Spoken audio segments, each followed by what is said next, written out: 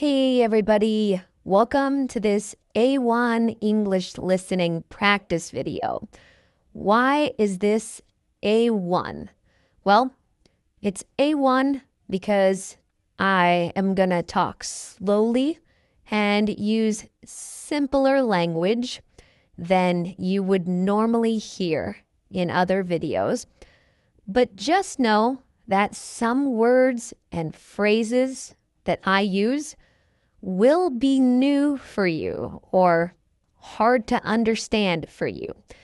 In my opinion, the goal of an A1 listening practice video is to help you get to an A2 level.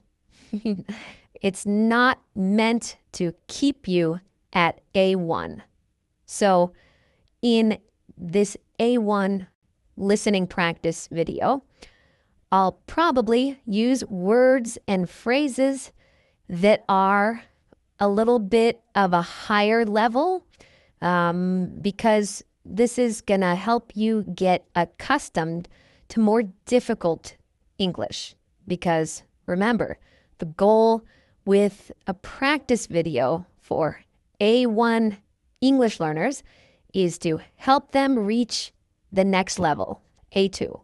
So yes, I'm gonna use language and phrases that aren't technically A1, but that doesn't matter. This is good exposure for you to become exposed to harder language so you can reach the next level in your listening comprehension.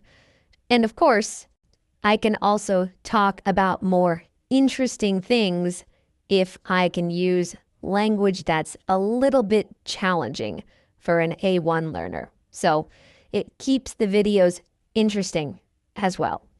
So today's topic is a little bit different from normal. Recently, I've done a lot of videos about language learning. Today's video is still somewhat related to language learning, but not quite, not exactly. I'm going to talk about my international family.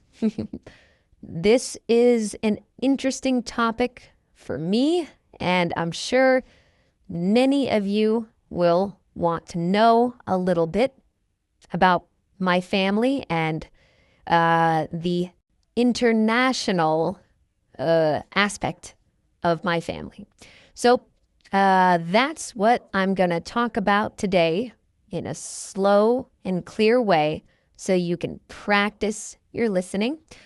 Before we continue, I want to mention that if you want my listening training to help you understand native speakers better when they speak fast, and if you want my pronunciation training so you can speak and pronounce things more like a native speaker, then make sure to check out my membership because I offer a lot of training and I help you become more comfortable with understanding and pronouncing the sounds of English. So that link is down below in the description.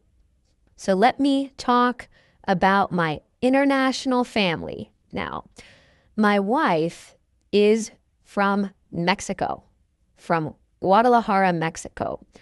And I met her many years ago when I traveled to Mexico to study Spanish.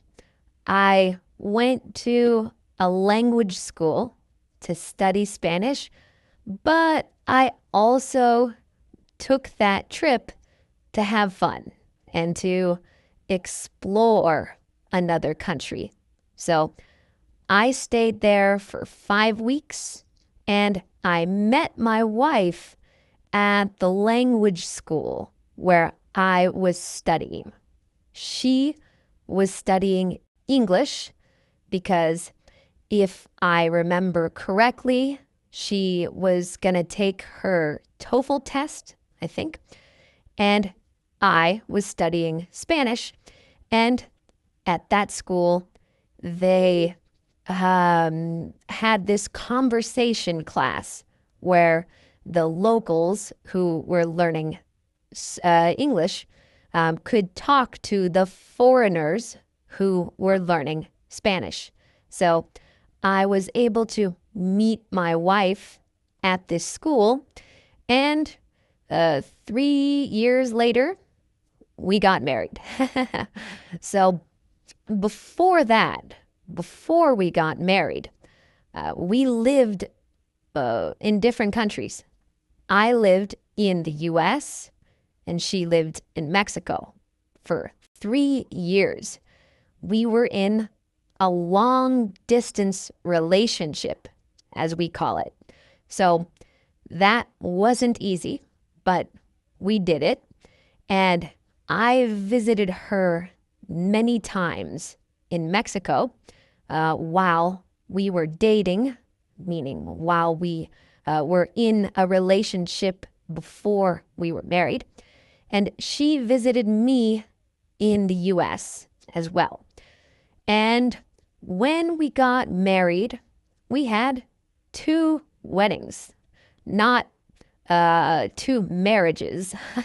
I can only get married once, but we had 2 wedding celebrations, one in Mexico and one in the US. And then after we got married, I moved to Mexico, and I had to adapt to a completely different culture and lifestyle. I had to adapt to the customs in Mexico and the culture, the differences in the culture there. It wasn't simple. It was a little complicated, but the 3 years prior to that, meaning before that, I became more accustomed to Mexican culture because I talked to my wife every day on the phone and learned more about the country.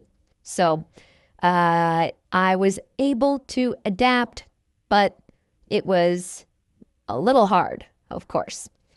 And my wife and I both had to go through immigration processes. I became a resident in Mexico, and my wife became a resident here in the US. And it's not fun to deal with immigration processes. It's not easy to go through those processes, but my wife did that. For me, it was easier in Mexico. And then we moved to the US. Now we live in the US, and my wife has adapted to the customs here, the culture here.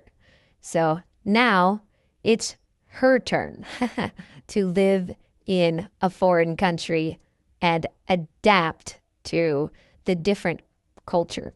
So before we moved here, my son was born in Mexico. So he was born in Guadalajara, and my daughter was actually born here. So my son was born in Mexico, but my daughter was born in California. But now they both have dual citizenship. This means that they are citizens of Mexico and citizens of the United States. So both of them have dual citizenship, as we say. My children will both be bilingual. My son is already bilingual.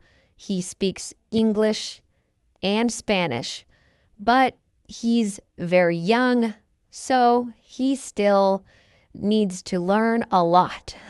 He doesn't speak like an adult yet. He's still learning how to speak. So it's really fun to watch him learn both languages. He is developing his skills in English and in Spanish. It's really interesting to watch this happen. My daughter is still too young to talk, so she doesn't speak English or Spanish, but she will, because my wife speaks to her in Spanish and I speak to her in English. So she will also be bilingual. My family, we visit Mexico regularly. We visit Mexico every year, or maybe twice a year. So Mexico is still very important to my family. My wife's parents live there, and I lived there for years, 6 years, I think. So it's a part of me. What I'm trying to say is I have spent a lot of time in Mexico. So it's like my second home, right? So we visit Mexico regularly, but of course we live in the US. And because we live here, we have more American customs, but also some Mexican customs. For example, we eat lunch more like at the same time that people in Mexico eat lunch, or sometimes even later. But that's just one example. There are other Mexican customs that we also have, but we live in the US now, so most of our customs, our habits, are more habits and customs from here. So there are many good things about having an international family, but there are also challenges. Of course, it's not the easiest thing, okay? However, I am very thankful that I have my international family. It's perfect for me, and I am very thankful for my situation, my wife, my children, my experiences with them and living in Mexico. So for me, it is really interesting and fun and cool to have this international family. But it's not for everyone. For many people, it would be challenging to have this type of family. But I hope that you enjoyed this video. Remember that if you need my training to help you understand English better and pronounce words and phrases better, more like a native speaker, then make sure to sign up for my membership so you can get my specialized training. Okay? That link is down below. All right, I hope you enjoyed this A1 listening practice video. Maybe it was a little challenging for you, but that's good. Watch it again and again and again until you can understand everything. All right, I'll talk to you in the next video.